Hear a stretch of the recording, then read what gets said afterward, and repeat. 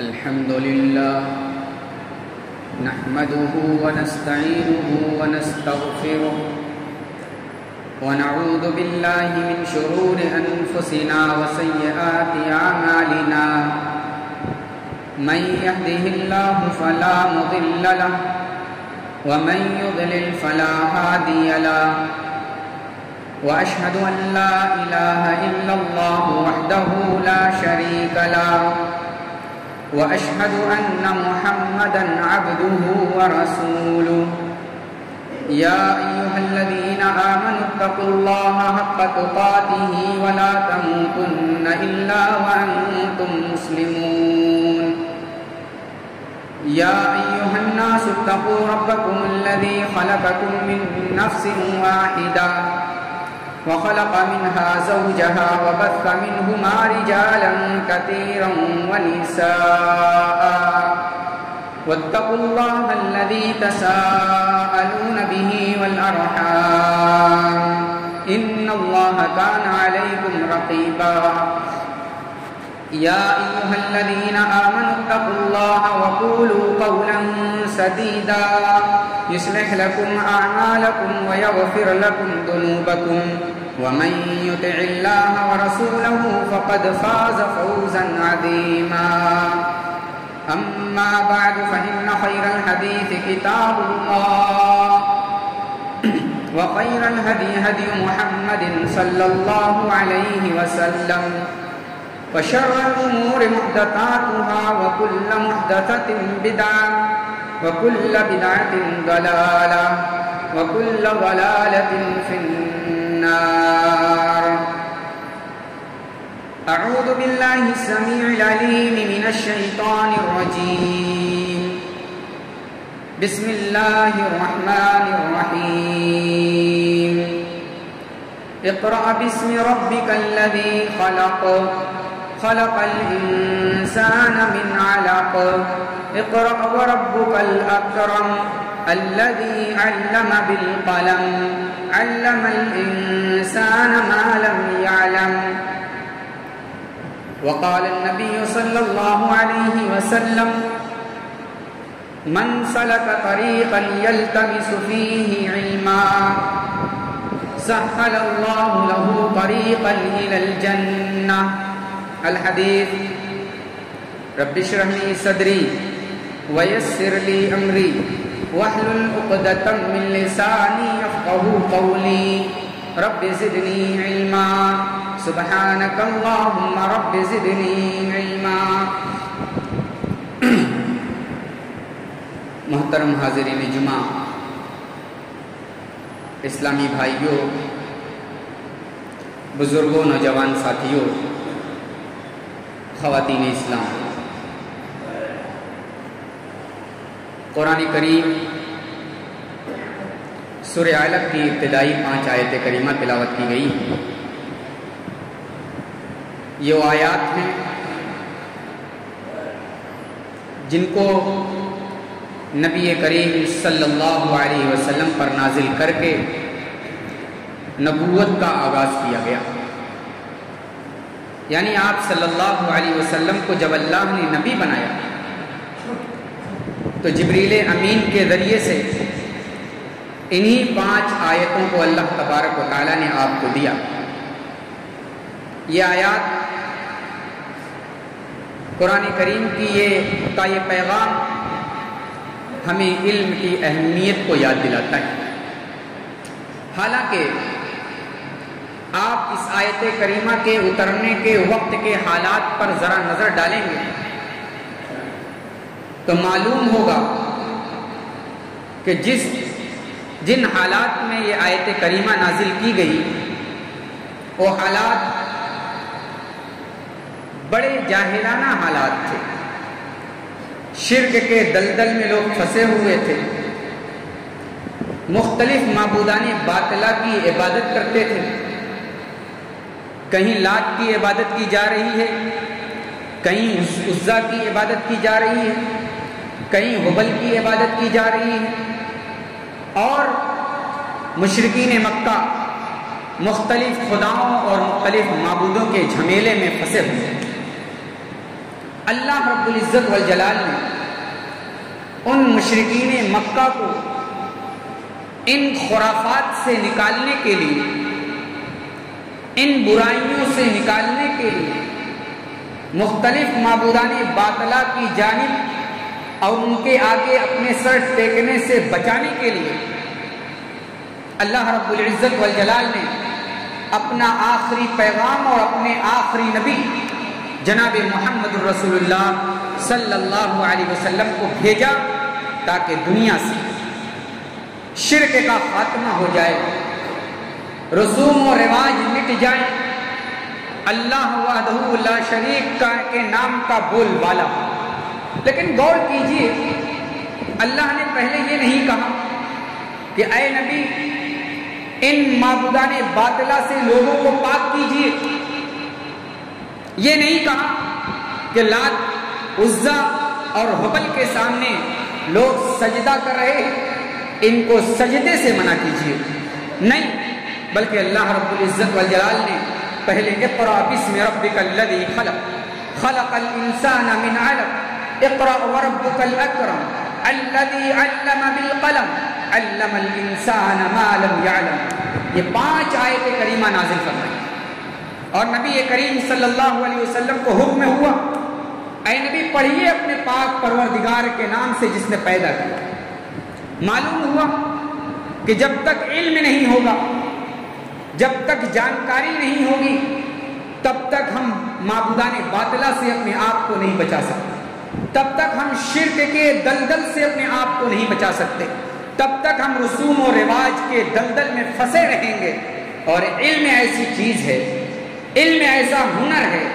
علم ایک ایسا نسخہ کیمیا ہے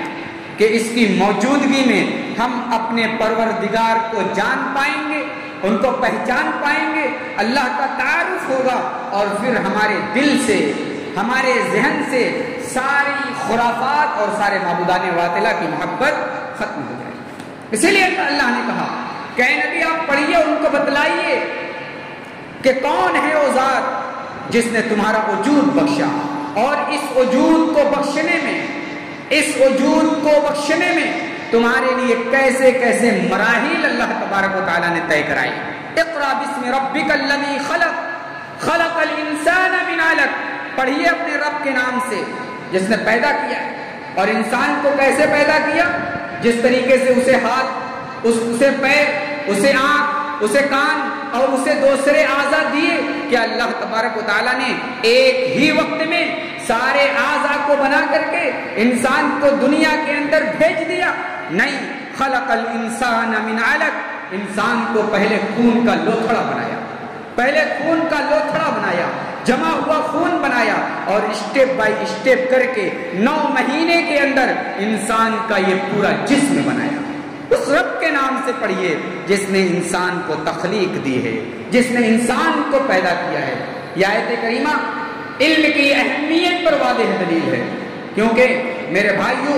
آپ قرآن و سنت پر غور کریں گے، نبی کریم صلی اللہ علیہ وسلم کی تعلیمات پر غور کریں گے تو آپ کو ایک ہی چیز سر فہرست نظر آئے گی، ایک ہی چیز نمبر 1 پر نظر آئے گی، وہ ہے توحید، وہ ہے توحید۔ لیکن اللہ نے توحید کا حکم پہلے نہیں دیا۔ دوسری آیت کریمہ پڑھی، اللہ فرماتا ہے فَاعْلَمْ أَنَّهُ لَا إِلَهَ إِلَّا اللَّهُ وَاسْتَغْفِرْ لِذَنبِكَ، جان لو، علم سیکھ لو، معلومات حاصل کر لو کہ اللہ کے سوا کوئی معبود نہیں، معبود برحق وہی ہے، حقیقی معبود وہی ہے۔ وَاسْتَغْفِرْ لِذَنبِكَ، پھر تمہیں جب تمہارے حقیقی رب کے بارے میں معلوم ہو جائے گا، تمہیں تمہارے حقیقی رب کا پتہ چل جائے گا، حقیقی رب کی معرفت ہو جائے گی، تو پھر کسی اور کے سامنے نہیں آؤ گے۔ گناہ ہوا ہے، لغزشیں ہوئی ہیں، خطائیں ہوئی ہیں، اللہ کی معصیت ہوئی ہے، وَاسْتَغْفِرْ لِذَنبِكَ، اپنی پیشانی کو آ کر کے اللہ کے سامنے جھکا کر کے اپنے گناہوں کی معافی مانگو گے تو اللہ کا تعارف، اللہ کی پہچان کیا چیز دیتی ہے؟ اللہ کی پہچان علم سے آتی ہے۔ اسی لیے اللہ نے کہا پہلے توحید مت، پہلے لا الہ الا اللہ اپنی زبان سے مت دو، لا الہ الا اللہ تو بعد میں ہے، پہلے جانو لا الہ الا اللہ ہے کیا، لا الہ الا اللہ جو اپنی زبان سے پڑھ رہے اس کا مطلب کیا ہے، اس کا معنی کیا ہے، اس کا مفہوم کیا ہے، اور لا الہ الا اللہ کیا تقاضا کرتا ہے، اور لا الہ الا اللہ کے اندر کون کون سی چیزیں آتی ہیں اور شامل ہیں، اس کو پڑھیے، پہلے جانیے۔ اسی لیے سب سے پہلے ہمیں اور آپ کو عقیدہ توحید کا علم سیکھنا چاہیے، اپنے آپ کو عقیدہ توحید سے مزین کرنا چاہیے، اور ساتھ ہی ساتھ اپنی آنے والی نسلوں کو، اپنی آنے والی اولادوں کو، اپنی آنے والی ذریت کو عقیدہ توحید کی پہچان کرانی چاہیے۔ حضرات، یہ علم جس کی فضیلت قرآن کے اندر بیان کی گئی، یہ معمولی علم نہیں ہے۔ علم سیکھیے اور علم سیکھ کر کے اللہ کے ہاں بھی بلند مرتبہ حاصل کیجیے، اور زمین پر رہتے ہوئے مخلوقات خداوندی کے سامنے بھی آپ کا مقام اونچا ہوگا، آپ کا مقام بلند ہوگا، آپ کہیں نیچے نہیں ہوں گے، آپ کو کوئی نیچا نہیں دکھا سکتا، اس لیے کہ آپ نے قرآن کا علم سیکھا ہے، آپ نے رسول اللہ کی حدیث سیکھی ہے، اور آپ نے قرآن و سنت کا علم سیکھ کر کے لوگوں تک پھیلانے کا ذمہ لیا ہے۔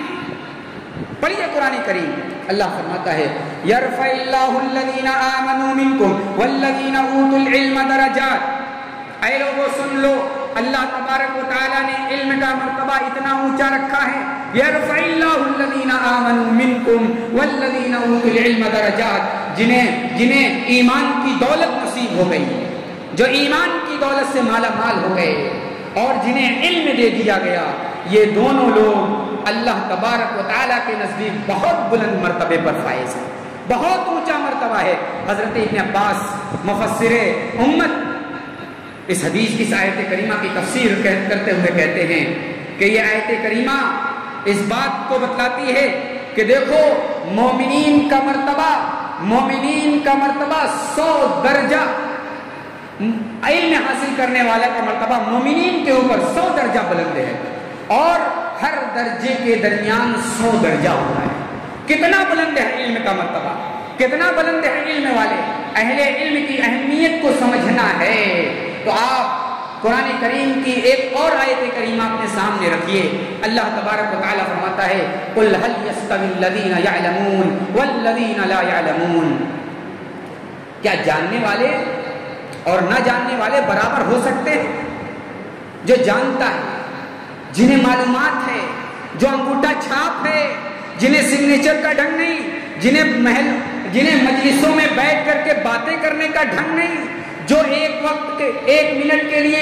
اہل علم کے درمیان کھڑے نہیں ہو سکتے، کیا ان کا اور ان کا مرتبہ برابر ہو سکتا ہے؟ قُلْ هَلْ يَسْتَوِي الَّذِينَ يَعْلَمُونَ وَالَّذِينَ لَا يَعْلَمُونَ۔ معاشرے میں اپنی ناک کتنی اونچی رکھیں، معاشرے میں خوب ڈھنگ سے پہن کر کے آئیں اور اپنے آپ کو بڑا اونچا سمجھیں، لیکن اللہ کہتا ہے قُلْ هَلْ يَسْتَوِي الَّذِينَ يَعْلَمُونَ وَالَّذِينَ لَا يَعْلَمُونَ۔ یہ کپڑا اچھا پہننے والے، یہ ناک اونچی کرنے والے، یہ اہل علم کے سامنے کچھ بھی مقام نہیں رکھتے، ان کا کوئی مقام نہیں، یہ اپنی شان اور گمان میں بہت مقام ہے۔ ایک واقعہ سناتا ہوں، گلستہ اور بوستہ ایک کتاب ہے جو فارسی زبان کی ہے، اس کے مصنف ہیں شیخ سعدی رحمۃ اللہ علیہ۔ ایک واقعہ نقل کرتے ہیں، ان کے زمانے میں ایک بادشاہ تھا، اور وہ بادشاہ اس کے مجلس میں علماء بیٹھا کرتے تھے۔ ایک مرتبہ ایسا ہوا کہ علماء کے درمیان کوئی مسئلہ چھڑا اور علماء 2 گروپ میں بٹ گئے، دونوں آپس میں دلیلیں دے رہے ہیں لیکن مسئلہ حل نہیں ہو رہا ہے، مسئلے حل نہیں ہو رہے ہیں۔ اب یہی گفتگو اور اسی مباحثہ اور اسی مناظرہ کے درمیان ایک درویش قسم کا، ایک پھٹا پھرانا کپڑا پہنا ہوا فقیر قسم کا آدمی داخل ہوتا ہے اور بغیر کسی اجازت کے اسٹیج پر جا کر کے بیٹھ جاتا ہے۔ اب بادشاہ کی حواری مواری علماء اس مجلس میں بیٹھے ہوئے بڑا ناگوار لگا کہ ایک فقیر، ایک درویش، ایک معاشرے میں کوئی نام اس کا نہیں، کوئی مقام نہیں، یہ آ کر کے ہماری اسٹیج پر بیٹھ گئے۔ اب کیا ہوتا ہے، اسٹیج پر بیٹھے ہوئے لوگ اس درویش کو بھگاتے ہیں، کہتے چلو دروازے پر جا کر کے بیٹھو۔ اب درویش تھا، اس نے جو ہے ان لوگوں کی بات مانتے ہوئے دروازے پر جا کر کے بیٹھ گئے۔ اب کیا ہوتا ہے، علماء کے درمیان بحث چھڑی ہے، یہ درویش دیکھ رہا ہے کہ یہ علماء مسئلے کو حل نہیں کر رہے ہیں، ان کے درمیان لڑائیاں چھڑ گئی ہیں، ان کی گردن کی نسیں موٹی موٹی ہو رہی ہیں، یعنی جذبات میں، جوش میں ایک دوسرے کے اوپر پل پڑنا چاہتے ہیں۔ دیکھا کہ مسئلہ حل نہیں ہو رہا ہے، درویش دروازے سے چلا کر کے بولتا ہے کیا مجھے اجازت ہے میں اس مسئلے کو حل کر دوں؟ لوگوں نے کہا یہ کیا مسئلہ حل کرے گا، چلو ٹھیک ہے 1 منٹ کے لیے بلاتے ہیں۔ اور درویش اسٹیج پر آیا اور آنے کے بعد اس مسئلے کو سلجھانے میں اسے 1 منٹ بھی نہیں لگا، 1 منٹ بھی نہیں لگا، اور اس نے مسئلے کو سلجھا دیا۔ بادشاہ کے حواری مواری، بادشاہ کے سامنے علماء جو بیٹھے ہوئے تھے، ان علماء کے تو چھکے چھوٹ گئے، حیرت اور تعجب میں ہو گئے، ارے یہ درویش، یہ فقیر، اس نے 1 منٹ میں مسئلہ حل کر دیا۔ بادشاہ اپنی کرسی سے اٹھتا ہے، بادشاہ اپنی مسند سے اٹھتا ہے اور اٹھ کر کے اپنے تاج، سر پر پہنے ہوئے تاج کو اٹھا کر کے فوراً اس درویش کے اوپر رکھتا ہے اور اپنی مسند پر بٹھاتا ہے اور کہتا ہے مجھے نہیں معلوم تھا کہ تم اتنے بڑے عالم ہو، مجھے نہیں معلوم تھا کہ تم اتنے بڑے عالم ہو۔ یہ کون تھا؟ یہ شیخ سعدی رحمۃ اللہ علیہ تھے، جن کی کتاب گلستہ اور بوستہ ہے۔ انہوں نے اپنا خود واقعہ نقل کیا ہے۔ معلوم ہوا کہ کچھ منٹ کے لیے علماء کو ضروری کیا جا سکتا ہے، کچھ منٹ کے لیے علماء کے مقام کو سمجھا نہیں جا سکتا، لیکن جب علماء اپنا اصلی روپ دکھائیں گے، علماء علم کی روشنی میں کسی مسئلے کو بیان کریں گے، تو بادشاہ بھی اپنے تخت سے اٹھنے میں ہیش نہیں کرے گا، بادشاہ بھی اپنے تخت سے اٹھ کر کے اپنا تاج اٹھا کر کے اسے پہنانے کی کوشش کرے گا۔ لیکن شیخ سعدی رحمۃ اللہ علیہ کا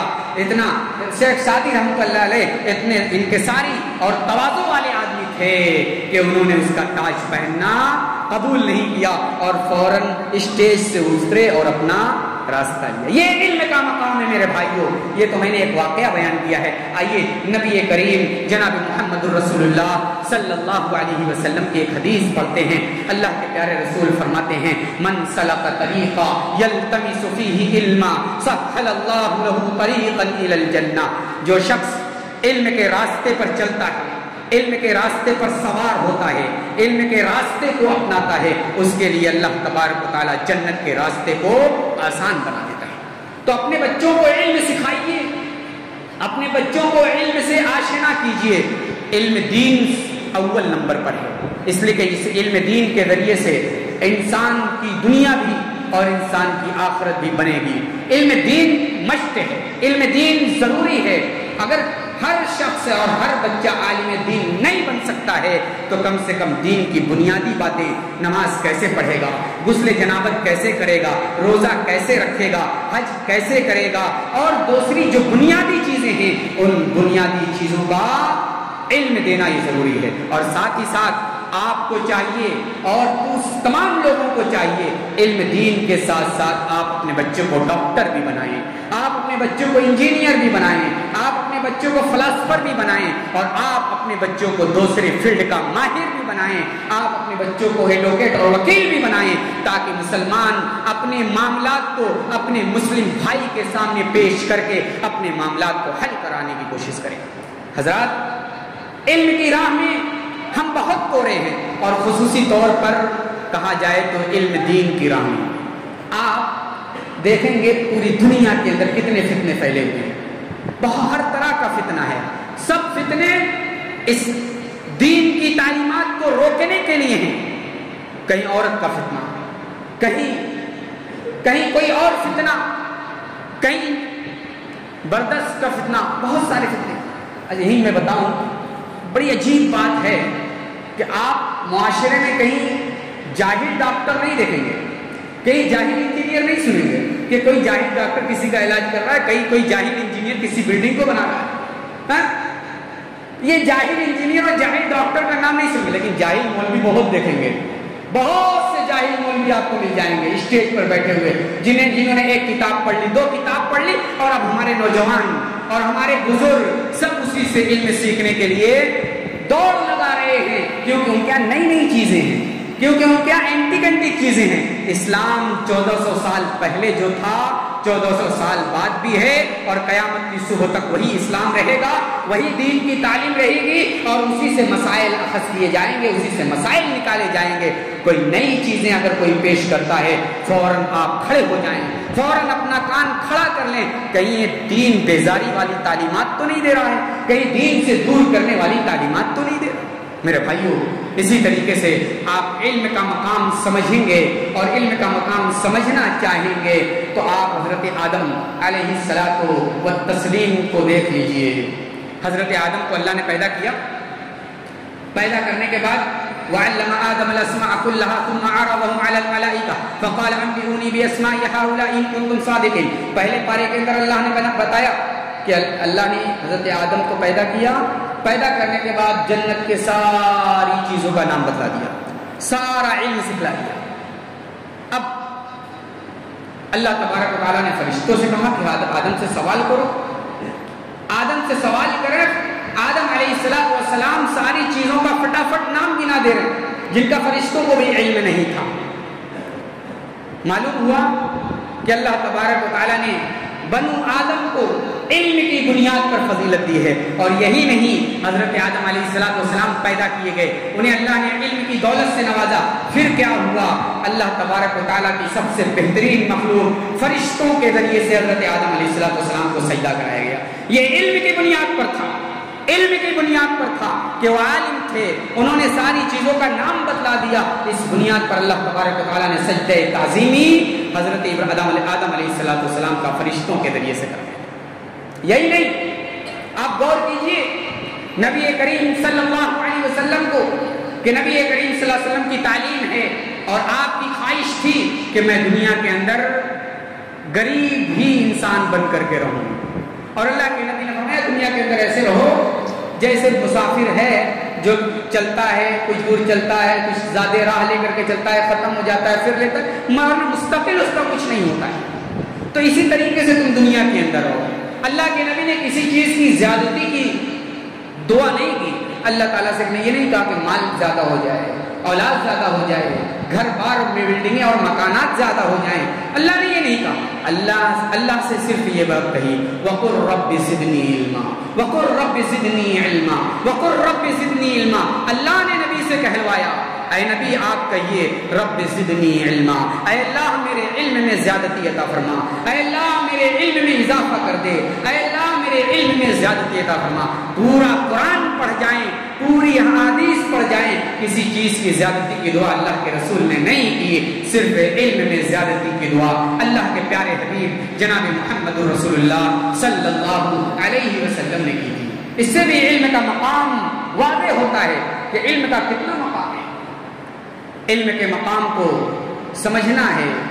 علم کی اہمیت کو سمجھنا ہے تو اور آگے بڑھیے۔ مال کے ذریعے سے، مال جس کے کمانے کی، چاہے میں ہوں چاہے آپ، مال کمانے میں کتنا دوڑ دھوپ کرتا ہے، کتنی محنتیں کرتا ہے، اس کے لیے نمازی بھی چھوڑ دیتا ہے، اس کے لیے دوسرے فرائض بھی چھوڑ دیتا ہے۔ مال آ جائے، مال آ جائے، مال آ جائے، کہاں سے آئے، کسی طرح آئے، کیسے آئے، کوئی تمیز نہیں، مت مال آنا چاہیے۔ یاد رکھیے گا یہ مال آپ کے لیے بربادی کا بھی سبب بن سکتا ہے، اور یہ مال آپ کی روح قبض ہونے کے بعد آپ کا ساتھ چھوڑ دے گا۔ لیکن علم ایک ایسی چیز ہے جو آپ کی روح قبض ہونے کے بعد بھی آپ کے ساتھ جائے گی، اور قبر میں بھی آپ کو ساتھ دے گی، اور قبر کے بعد کی زندگی میں بھی یہ علم آپ کو ساتھ دے گی۔ اللہ کے پیارے رسول جناب محمد رسول اللہ صلی اللہ علیہ وسلم فرماتے ہیں اذا مات الانسان انقطع عنه عمل الا من ثلاث صدقة جارية او علم ينتفع به او ولد صالح يدعو له۔ تین چیزیں ہیں جو انسان کے مرنے کے بعد بھی ثواب ان کے لیے لکھا جاتا ہے۔ ایک چیز صدقہ جاریہ، یعنی ایسا صدقہ جو اس کے مرنے کے بعد بھی اس سے لوگ فائدہ اٹھاتے رہیں۔ مثلا کسی نے کسی کے گھر ٹیوب ویل لگوا دی، نل لگوا دیا، مسجد بنوا دی، قرآن چھپوا دیا، کتابیں چھپوا دی، تو جب تک یہ رہے گا اس کو لیے صدقہ جاریہ ہوگا، اور اس کے نامہ اعمال میں اس کا ثواب لکھا جائے گا۔ اور علم ينتفع به، کوئی علمی کام کر دیا، کسی کتاب کو لکھ دیا، کس کوئی تقریر کر دی، جب تک اس کی کتاب سے اور اس کی تقریر سے لوگ فائدہ اٹھائیں گے اسے ثواب ملتا ہے۔ اولد صالح یدعو لہ، یا کوئی ایسا لڑکا جو نیک اور صالح چھوڑ کر کے مرا ہے، جب تک دعا کرتا رہے گا تب تک اس کے ثواب میں اور اس کے نامہ اعمال میں اضافہ ہوگا۔ ولد صالح، نیک اولاد، جب خود نیک بنو گے تب اولاد نیک بنے گی میرے بھائیوں، جب خود نمازی بنو گے تب اولاد نمازی بنے گی، جب اولاد کو سکھاؤ گے تب اولاد سیکھے گی۔ ولد صالح یدعو لہ، ایک ایسی نیک اولاد جو آپ کے مرنے کے بعد آپ کو فائدہ دے گی، بشرطے کہ آپ نے اس کا حق ادا کیا ہو، اسے علم سکھلایا ہو، اسے علم سے آراستہ اور پیراستہ کیا۔ ایک اور حدیث دیکھیے، پورا ذخیرہ حدیث پر جائیے، کہیں رشک کرنے، غبطہ کرنے اور حسد کرنے کی اجازت اللہ تبارک و تعالیٰ نے نہیں دی، حسد سے منع کیا گیا۔ حسد ایک ایسی بیماری ہے جو انسان کو کھوکھلا کر دیتی ہے اور انسان کے اندر سے ادب، ثقافت، یہ سب ختم کر دیتی ہے، لیکن علم ایک ایسی چیز ہے، اللہ تبارک و تعالیٰ نے علم کے تعلق سے رشک کرنے اور غبطہ کرنے کی اجازت دی ہے۔ حضرت عبداللہ بن مسعود کہتے ہیں لا حسد الا فی اثنتین، رجل آتاہ اللہ مالا فسلطہ علی حلقتہ فی الحق ورجل آتاہ اللہ علما۔ اللہ کے رسول صلی اللہ علیہ وسلم فرماتے ہیں کہ دو چیزیں ہیں جن میں رشک کرنا جائز ہے، اور دو چیزیں کیا ہیں؟ نمبر ایک، اللہ نے کسی کو مال دیا ہے، ایسے مالدار سے رشک کرنا جائز ہے جو اپنی مالداری کا بہت سارا حصہ اللہ کی راہ میں خرچ کرتا ہے، حق کے راستے میں خرچ کرتا ہے، اللہ کے راستے میں خرچ کرتا ہے۔ اور دوسرا، ایسا عالم جس نے علم سیکھا ہے، علم سیکھنے کے بعد اپنے علم کے مطابق عمل کرتا ہے، علم کے مطابق فیصلہ کرتا ہے اور علم پر عمل کرتا ہے، ایسے عالم سے رشک کرنے اور غبطہ کرنے کی اجازت ہے۔ حضرات ذرا غور کیجئے، اللہ کے رسول نے فرمایا ایسا عالم جو اپنے علم کے مطابق فیصلہ کرتا ہے۔ اس بات سے ایک مسئلہ یہ معلوم ہوا، اس حدیث سے ایک مسئلہ معلوم یہ ہوا کہ اگر آپ کے درمیان کسی کے درمیان کوئی مسئلہ پیدا ہو جائے، کوئی اختلاف پیدا ہو جائے، تو آپ جاہلوں کو اپنا فیصل نہ بنائیں، جاہلوں کو اپنے درمیان نہ بیٹھائیں، ورنہ الٹا سیدھا فیصلہ کر کے چل پڑے گا۔ آپ اس شخص کو اپنے فیصلے کے درمیان بیٹھائیں، فیصلہ کرنے کے لیے اس کو بٹھائیں جو جانتا ہے کیا حق ہے، کیا ناحق ہے، کیا فیصلہ ہونا چاہیے۔ ورنہ عام طور سے دیکھا یہ گیا ہے آج ہمارے یہاں فیصلہ کرنے والے سردار اور مہتور کی شکل میں جو انگوٹھا چھاپ ہوا کرتے ہیں، یہ آتے ہیں ہمارے درمیان فیصلہ کرنے، اور فیصلہ کیا کرتے ہیں؟ جو فیصلہ ہونا چاہیے اس کے برعکس کرتے ہیں، اس کے برعکس فیصلہ ہوتا ہے میرے بھائیوں۔ تو فیصلہ کرنے کے لیے اپنے درمیان کسی عالم کو بٹھائیں۔ میرے بھائیوں، یہ علم کی اہمیت ہے۔ علم ایک ایسی چیز ہے جو آپ کو قبر تک لے جائے گی، مال ایک ایسی چیز ہے جو آپ کو آپ کی موت تک ساتھ دے گی، علم ایک ایسی چیز ہے جس کے ذریعے سے آپ اللہ رب العزت والجلال کو پہچان پائیں گے، مال کے ذریعے سے آپ اللہ کو نہیں پہچان سکتے۔ تو علم سیکھیے، اپنی اولاد کو سکھلائیے۔ ایک شعر میں پیش کر کے اپنی بات ختم کروں گا۔ ایک شاعر کہتا ہے لیس الجمال باثواب تزیننا ان الجمال جمال العلم والادب، لیس الیتیم مما توالده ان الیتیم یتیم العلم والادب۔ ایک اور شاعر فرماتا ہے رضینا قسمت الجبار فینا لنا علم وللجہال معلوم۔ ان تینوں شعر کا ترجمہ کر کے اپنی بات ختم کرتا ہوں۔ شاعر کہتا ہے لیس الجمال باثواب تزیننا، خوبصورتی یہ نہیں کہ آپ ادھی کپڑا پہن لے، لیلن پہن لے اور بہت اونچے برانڈ کا کپڑا پہن لے، یہ خوبصورتی نہیں ہے۔ دیکھیے میں نے شروع میں واقعہ ذکر کیا درویش کا، پھٹا پرانا فقیرانہ انداز میں آیا تھا، لیکن بادشاہ مجبور ہو گیا اپنی کرسی پر بٹھانے کے لیے۔ تو شاعر کہتا ہے جمال یہ نہیں، خوبصورتی یہ نہیں کہ آپ خوب علماء کی لنگی اور سب لنگی پہن لیں، اچھی سے اچھی لنگی پہن لیں، اچھے سے اچھے کرتے پہن لیں اور اچھے سے اچھے ٹیلر سے آپ سلوا لیں، خوب ڈیزائن بنوا لیں، یہ خوبصورتی نہیں ہے۔ لیس الجمال باثواب تزیننا، یہ خوبصورتی نہیں۔ ان الجمال جمال العلم والادب، اس لیے کہ خوبصورتی وہ ہے جب آپ کے اندر ادب آ جائے، آپ کے اندر تمیز آ جائے، آپ کے اندر بولنے کا ڈھنگ آ جائے، آپ کے اندر بیٹھنے کا ڈھنگ آ جائے، آپ کے اندر بات کرنے کا ڈھنگ آ جائے، آپ کے اندر لوگوں کے ساتھ رہنے کا ڈھنگ آ جائے۔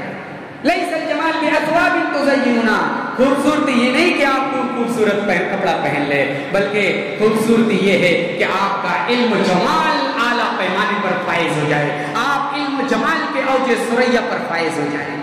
اور شاعر کہتا ہے لیس الیتیم مما والدہ، یتیم وہ نہیں جس کا والد اس کی بلوغت سے پہلے مر گیا ہو۔ حالانکہ اسلام یتیمی کا یہی فلسفہ پیش کرتا ہے کہ یتیم وہی ہے جس کا باپ بلوغت سے پہلے مر گیا۔ شاعر انکار نہیں کر رہا ہے، بلکہ شاعر یہ کہنا چاہتا ہے کہ دیکھو یتیمی تو ایک وقت کے لیے ہوتی ہے، بچپن میں اس کا باپ مرا، بچہ جوان ہو گیا، بالغ ہو گیا، اب یتیمی ختم۔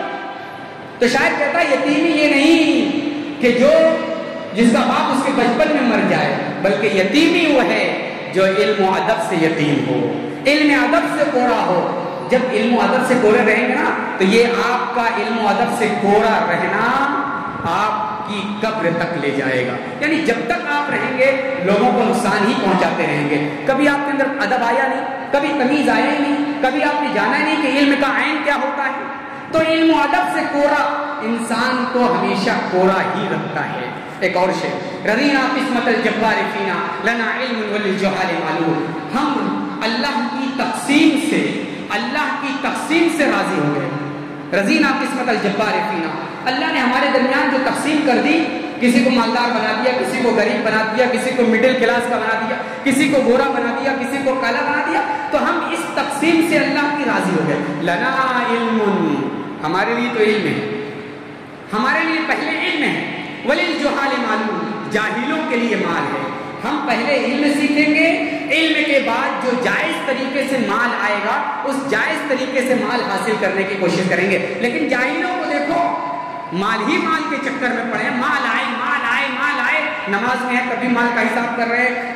مجلس میں ہے تب بھی مال کا حساب کر رہے ہیں، تو جہاں سو رہے ہیں نیند کھلی تب بھی مال کا حساب کیا جا رہا ہے۔ تو لنا علم وللجہال معلوم، اے میرے بھائیوں اپنے بچوں کو پہلے علم سکھلائیے۔ آج مشاہدے کی بات بتا رہا ہوں کہ آج ہم مسلمانوں کو 50 روپیہ فیس دینا بھاری پڑتا ہے۔ ایک مہینے میں اپنے بچوں کے لیے 50 روپیہ فیس نکالنا بھاری پڑتا ہے، اور وہیں آپ کہہ دیجئے دن بھر میں 100 پان کھا لیا جائے تو یہ بھاری نہیں پڑے۔ 100 کو 3 سے گڑا کر دیا جائے، 300 روپیہ ایک دن کا ہو گیا، اور 9000 روپیہ مہینے کا ہو گیا، اور آپ کو ایک مہینے میں 50 روپیہ، 100 روپیہ، 150 روپیہ، 200 روپیہ، اور مان لیں 1000 روپیہ اپنے بچے کے فیس کے لیے نکالنا ہے، تو نانی مرنے لگتی ہے، جس کو ہم اپنی زبان میں کہتے ہیں، شلوٹیں آنے لگتی ہیں پیشانیاں پر۔ ارے اتنی مدرسوں والوں نے، ارے اسکول والوں نے اتنی فیس بڑھا دی ہے کہ ہم کیسے اپنے بچوں کو پڑھائیں۔ ارے پان پر کنٹرول کیجئے، سگریٹ پر کنٹرول کیجئے، اور کتنے ایسے کہ ہماری بات ہو سکتا ہے سن رہے جو ڈرنک بھی لیتے ہوں گے، یہ پہلے اس پر تو آپ کنٹرول کیجئے۔ جو چیز ضروری ہے اس پر ہم توجہ نہیں دیتے، اسی لیے آج ہماری خستہ حالی ہے۔ اس علم اور علم سے کوڑے ہیں، علم کی راہ میں پیسہ لگانا نہیں چاہتے، اسی لیے آج ہماری خستہ حالی ہے۔ جب تک علم نہیں سیکھیں گے ایسے ہی مارے جائیں گے، کاٹے جائیں گے، ہمارے مدرسے، ہماری مسجدیں اور ہماری اسلامی شاعر سب برباد کی جائیں گی، اور سب پر ہمارے حرف سوالیہ نشان لگے گا۔ اللہ تعالیٰ ہم سب کو نیک عمل کی توفیق عطا فرمائے، ہم سب کو علم سیکھنے کی توفیق عطا فرمائے، اپنے بچوں کو خوب علم سکھانے کی توفیق عطا فرمائے، علم دین کی بنیادی باتوں کو ہمیں سکھلانے کی توفیق عطا فرمائے۔ میری ماں اور بہنوں کو بھی علم دین سے آراستہ و آراستہ کر دے۔ اللہ جب تک زندہ رکھ، اسلام پر زندہ رکھ، جب خاتمہ ہو کلمہ توحید زبان